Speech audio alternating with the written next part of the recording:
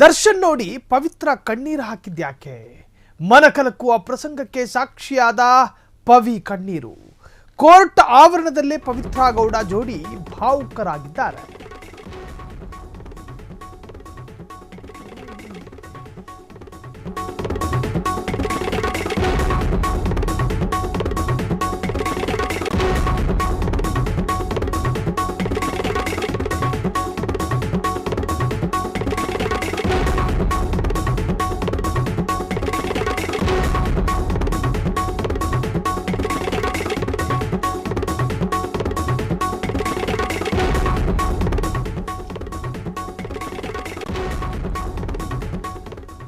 ಮನಕಲಕುವ ಪ್ರಸಂಗಕ್ಕೆ ಸಾಕ್ಷಿಯಾಗಿದೆ ಪವಿತ್ರ ಗೌಡ ಮತ್ತು ದರ್ಶನ್ ಜೋಡಿ.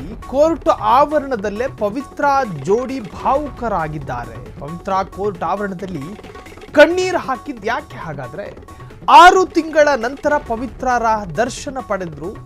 ಅಂದ್ರೆ ಕೋರ್ಟ್ ಆವರಣದಲ್ಲಿ ಇಬ್ಬರೂ ಕೂಡ ಮುಖಾಮುಖಿ ಆಗಿದ್ದಾರೆ. ದರ್ಶನ್ ನೋಡ್ತಾ ಇದ್ದ ಹಾಗೆ ಪವಿತ್ರ ಗೌಡ ಕಣ್ಣೀರು ಹಾಕಿದ್ದಾರೆ. ಅದು ಕೂಡ ಕೋರ್ಟ್ನ ಆವರಣದಲ್ಲಿ ಪವಿತ್ರ ಜೋಡಿ ಭಾವುಕರಾಗಿರುವಂತಹದ್ದು. ಇಬ್ಬರದ್ದು ಇದು ಕೊನೆ ಭೇಟಿನ. ಹಾಗಾದ್ರೆ ನೋಡ್ತಾ ಇದ್ದ ಹಾಗೆ ಬೆನ್ನು ಸವರಿದ ಕೂಡಲೇ ಗಳಗಳನೆ ಹತ್ತು ಬಿಟ್ರು ಪವಿತ್ರ ಗೌಡ. ಹಾಗಾದ್ರೆ ಯಾಕೆ ಅನ್ನುವಂಥದ್ದು, ಇಬ್ಬರು ಕೂಡ ರೇಣುಕಾಸ್ವಾಮಿ ಕೊಲೆ ಪ್ರಕರಣದ ಪ್ರಮುಖ ಆರೋಪಿಗಳಾಗಿದ್ರು. 6 ತಿಂಗಳಿಗೂ ಹೆಚ್ಚು ದರ್ಶನ್ ಜೈಲು ವಾಸವನ್ನು ಅನುಭವಿಸಿದ್ರು. ಸೊ ಅದಾದ ನಂತರ ಜೈಲಿನಿಂದ ಮಧ್ಯಂತರ ಜಾಮೀನು, ಅದಾದ ಮೇಲೆ ರೆಗ್ಯುಲರ್ ಬೇಲ್ ಇವುಗಳನ್ನು ಪಡೆದುಕೊಂಡು ಹೊರಬಂದಿದ್ದಾರೆ ದರ್ಶನ್. 6 ತಿಂಗಳ ನಂತರ ಜೈಲಲ್ಲೂ ಕೂಡ ಪವಿತ್ರ ಗೌಡಳನ್ನ ನೋಡೋದಕ್ಕೆ ಅವಕಾಶಗಳು ಇರೋದಿಲ್ಲ. ಇಬ್ಬರದ್ದು ಬ್ಯಾರಕ್ ಬೇರೆ ಬೇರೆ ಆಗಿರುತ್ತೆ. ಸೊ ಹಾಗಾಗಿ ಇಬ್ಬರಲ್ಲೂ ಸುದೀರ್ಘವಾದ ಅಂತರ ಇತ್ತು, ಎಲ್ಲೂ ಕೂಡ ನೋಡೋದಕ್ಕೆ ಅವಕಾಶ ಇರಲಿಲ್ಲ. ಆದರೆ ಕೋರ್ಟ್ ಆವರಣದಲ್ಲಿ ನಿನ್ನೆ ಭಾವುಕರಾದಂತಹ ದೃಶ್ಯ ನಿಜಕ್ಕೂ ಕೂಡ ಅಲ್ಲಿ ಎಲ್ಲರ ಕಣ್ಣಂಚಲ್ಲೂ ಕೂಡ ನೀರು ತರಿಸುವಂತಹ ಒಂದು ದೃಶ್ಯ.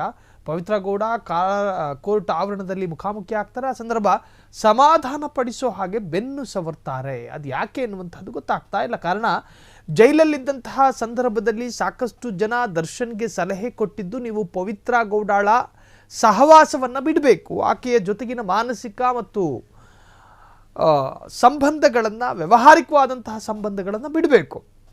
ಸೊ ಪತ್ನಿ ವಿಜಯಲಕ್ಷ್ಮಿಗೂ ಕೂಡ ಇದೇ ತರಹದಲ್ಲಿ ಪ್ರಮಾಣ ಮಾಡಿದ್ರು ನಟ ದರ್ಶನ್. ಆದರೆ ಜೈಲಿನಿಂದ ಬಿಡುಗಡೆಯ ಬಳಿಕವೂ ಕೂಡ ಪವಿತ್ರ ಗೌಡ ಜೊತೆ ಮಾತನಾಡುವಂತಹದ್ದು, ಮೀಟ್ ಮಾಡುವಂತಹದ್ದು ಕಮ್ಮಿ ಆಗಲಿಲ್ಲ ಅನ್ನೋದಾದರೆ, ಜೈಲು ಎನ್ನುವಂತಹದ್ದು ಪಶ್ಚಾತ್ತಾಪ ಕೇಂದ್ರ ಆಗಬೇಕು. ಮಾಡಿದ ತಪ್ಪನ್ನ ಅಥವಾ ಮಾಡಿದ ತಪ್ಪಿಗೆ ಪಶ್ಚಾತ್ತಾಪ ಪಡುವಂತಹ ಕೇಂದ್ರ ಅದು. ಜೈಲಿನಿಂದ ಬಿಡುಗಡೆ ಬಳಿಕವೂ ಕೂಡ A2 A1 ಆರೋಪಿಗಳು ಭೇಟಿಯಾಗ್ತಾರೆ, ಮುಖಾಮುಖಿ ಭೇಟಿಯಾದಾಗ ಮಾತನಾಡ್ತಾರೆ, ಬೆನ್ನು ಸವರುತ್ತಾರೆ ಅನ್ನೋದಾದರೆ ಏನು ಅರ್ಥ? ರೇಣುಕಾಸ್ವಾಮಿ ಕೊಲೆ ಪ್ರಕರಣದಲ್ಲಿ ಇಬ್ಬರು ಕೂಡ ಜೈಲು ಸೇರಿದ್ರು. ಜೈಲು ಎನ್ನುವಂತಹದ್ದು ಮಾಡಿದ ತಪ್ಪಿಗೆ ಪಶ್ಚಾತ್ತಾಪ ಪಡಬಹುದಾದಂಥ ಕೇಂದ್ರ.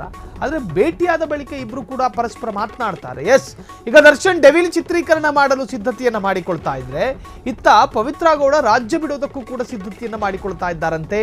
ಮೇಲ್ಮನವಿ ಸಲ್ಲಿಸಿದ್ದಾರೆ. ದರ್ಶನ್ ಪವಿತ್ರ ದೂರ. ಆದರೆ ಎಲ್ಲ ಒಂದು ಕಡೆ ಪವಿತ್ರ ಗೌಡ ರಾಜ್ಯ ಬಿಡೋದಕ್ಕೆ ಪ್ಲಾನ್ ಮಾಡಿಕೊಳ್ತಾ ಇದ್ರೆ, ಮತ್ತೊಂದು ಕಡೆ ನಟ ದರ್ಶನ್ ಡೆವಿಲ್ ಸಿನಿಮಾದ ಚಿತ್ರೀಕರಣ ಕಂಪ್ಲೀಟ್ ಮಾಡೋದಕ್ಕೆ ಸರ್ಕಸ್ ಮಾಡ್ತಾ ಇದ್ದಾರೆ. ಡೆವಿಲ್ ಸಿನಿಮಾ ಕಂಪ್ಲೀಟ್ ಮಾಡಲು ಕರಿಯ ತಯಾರಿಯನ್ನು ಮಾಡಿಕೊಳ್ತಾ ಇದ್ದಾರೆ. ಮತ್ತೊಂದು ಕಡೆ ರಾಜ್ಯವನ್ನೇ ಬಿಟ್ಟು ಹೋಗೋದಕ್ಕೆ ಪವಿತ್ರ ಗೌಡ ಪ್ಲಾನ್ ಮಾಡಿಕೊಂಡಿರುವಂತಹದ್ದು. ಜಿಮ್ ಮಾಡಿ ಮತ್ತೆ ಬಾಡಿ ಮೇಂಟೈನ್ ಮಾಡಿಕೊಳ್ತಾ ಇರುವಂತಹ ದರ್ಶನ್, ಪೊಲೀಸರ ಮೇಲ್ಮನವಿ ದರ್ಶನ್ ಮರೆತು ಬಿಟ್ರ? ಅಂದರೆ ಪೊಲೀಸರು ಈ ಒಂದು ರೆಗ್ಯುಲರ್ ಬೇಲನ್ನು ಪ್ರಶ್ನಿಸಿ ಸುಪ್ರೀಂ ಕೋರ್ಟಿಗೆ ಅರ್ಜಿಯನ್ನು ಸಲ್ಲಿಸಿದ್ರು.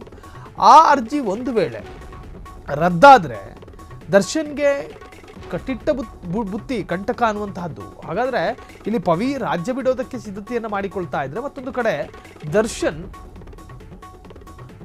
ತನ್ನ ಸಿನಿಮಾವನ್ನು ಕಂಟಿನ್ಯೂ ಮಾಡೋದಕ್ಕೆ, ಡೆವಿಲ್ ಚಿತ್ರೀಕರಣ ಅರ್ಧ ಆಗಿದೆ, ಸೊ ಅದನ್ನು ಕಂಪ್ಲೀಟ್ ಮಾಡೋದಕ್ಕೆ ಈಗ ಏನಾದರೂ ಸಿದ್ಧತೆಯನ್ನು ಮಾಡಿಕೊಳ್ತಾ ಇದ್ದಾರಾ ಎನ್ನುವಂಥ ಅರ್ಥದಲ್ಲೂ ಕೂಡ ಸ್ಯಾಂಡಲ್ವುಡ್ನಲ್ಲಿ ಚರ್ಚೆ ಆಗ್ತಾ ಇದೆ.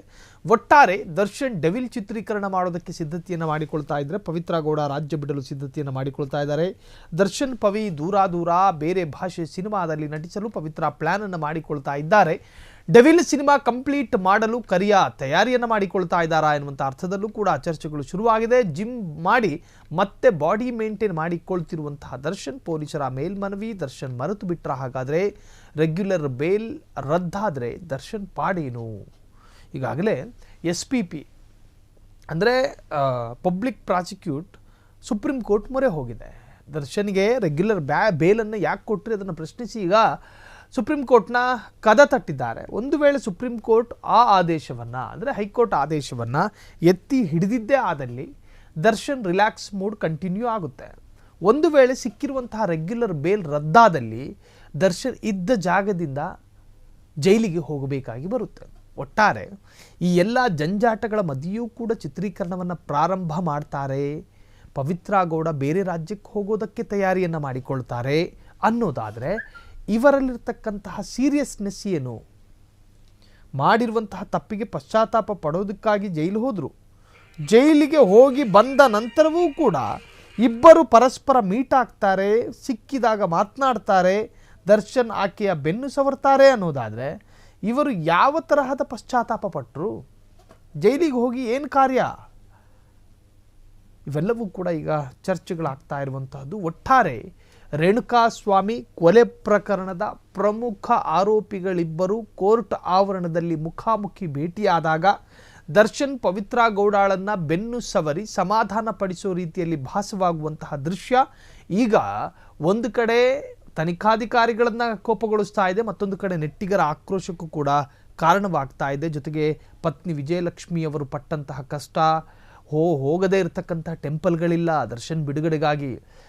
ಮೂಕಾಂಬಿಕೆ ಟೆಂಪಲಿಗೆ ಹೋದ್ರು, ತಮಿಳುನಾಡಿನ ಪ್ರಸಿದ್ಧ ಟೆಂಪಲಿಗೆ ಹೋದ್ರು, ಕರ್ನಾಟಕದ ಎಲ್ಲ ಭಾಗದ ಟೆಂಪಲಲ್ಲೂ ಹರಕೆ ಹೊತ್ತಿದ್ರು ಗಂಡ ಬಿಡುಗಡೆ ಆಗಲಿ ಅಂತ. ಕಾರಣ ಏನು? ಒಂದು ಯಾವುದೇ ಜಗತ್ತಿನ ಭಾರತದ ಯಾವುದೇ ಒಂದು ಹೆಣ್ಣು ಮಗಳು, ಯಾವುದೇ ಒಂದು ಸ್ತ್ರೀ, ಯಾವುದೇ ಒಂದು ಹೆಂಡತಿ ತನ್ನ ಗಂಡ ಪರಸ್ತ್ರೀಯನ್ನು ಮಾತನಾಡೋದು ಕೂಡ ಇಚ್ಛೆ ಪಡೋದಿಲ್ಲ. ತನ್ನ ಗಂಡ ತನ್ನದಲ್ಲದೆ ಮತ್ತೊಬ್ಬರ ಜೊತೆ ಮಾತನಾಡೋದಕ್ಕೆ ಯಾವ ಗಂಡನೂ ಕೂಡ ಇಷ್ಟಪಡೋದಿಲ್ಲ. ಅಂಥದ್ರಲ್ಲಿ ದರ್ಶನ್ ಈ ರೀತಿ ಮತ್ತೆ ಮಾಡ್ತಾರೆ ಅನ್ನೋದಾದರೆ ಈ ಒಂದು ಮಾಡಿದ ಕೃತ್ಯದ ಪಶ್ಚಾತ್ತಾಪ ಇನ್ನೂ ಕೂಡ ಪಟ್ಟಿಲ್ಲ ಎನ್ನುವಂತಹದ್ದು.